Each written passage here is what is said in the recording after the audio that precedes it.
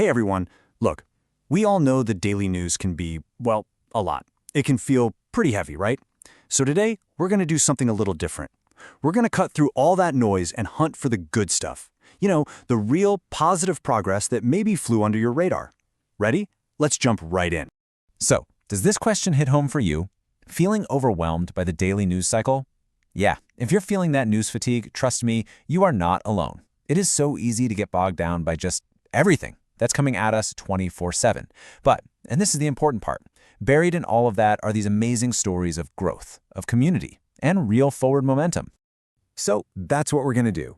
We're going to shift our focus entirely. This whole explainer is about the wins. The big ones, the small ones, all of them.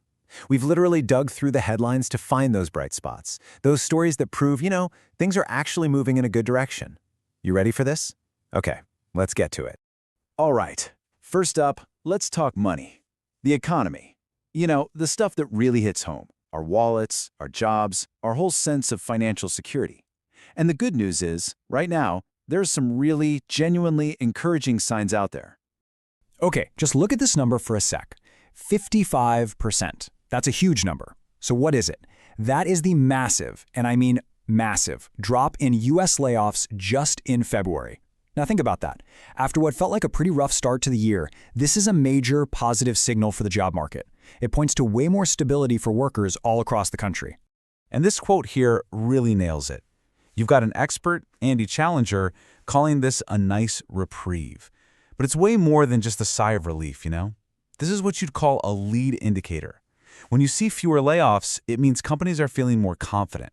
They're not just trying to survive, they're starting to think about growth. And that usually leads to more hiring and all of us feeling a bit more confident about the future. And it's not just one thing either. This positive momentum is happening all over the place. You've got states literally giving billions of dollars back to taxpayers. There was a huge court ruling that means importers get tariff refunds, which, by the way, can help bring down costs for all of us. And then you see big names like Costco expanding, opening new stores. What does that mean? More jobs, more investment. It's like this awesome ripple effect of good economic news. Okay, so from the economy, let's zoom in a little bit to our daily lives. We're talking about health and community. Because let's be real, progress isn't just about dollars and cents, right? It's about feeling good and making the places we live better. Now this is one of those things that might not make front page news, but it's huge for the long run. So check this out. Medical schools across the US are committing to teaching more about nutrition. So what's the big deal? Well, it means that the next generation of doctors will be way better at giving real practical advice on diet and how to stay healthy in the first place. This is how you make real change happen. A simple decision today could mean a much, much healthier country down the road. Okay, another number for you. 2,000. And behind this number is an incredible story. That's how many 2-year-olds in New York City will now get universal free childcare. Think about that. For 2,000 families, that is a life-changing bit of news. It's a huge financial weight lifted, and it's an amazing start for those kids. That right there is what community support looks like in the real world. And this kind of good stuff in our communities isn't just about people. Here's a cool one from Arizona. A group of wild horse advocates actually won a state contract, and their whole job is to make sure that if any wild horses have to be moved, it's done humanely. It's just a great story that shows how we're finding more compassionate ways to solve problems, for animals too. All right, for our last section, let's pull back and look at the big picture stuff. The policies and legal decisions that are literally shaping our future. We're talking about actions that are getting ready for what's next, while also protecting what matters today. $100 million. That is a lot of money, and it's a major investment from the Department of Transportation.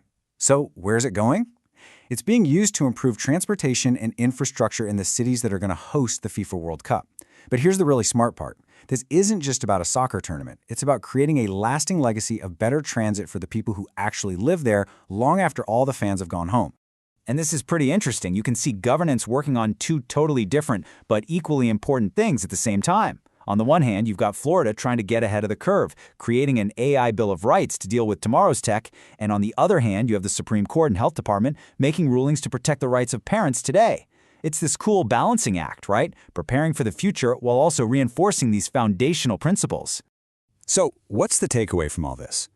Well, as we've seen, whether we're talking about the job market, our health, support for families, or smart policies, the good news is definitely out there. You just have to look for it.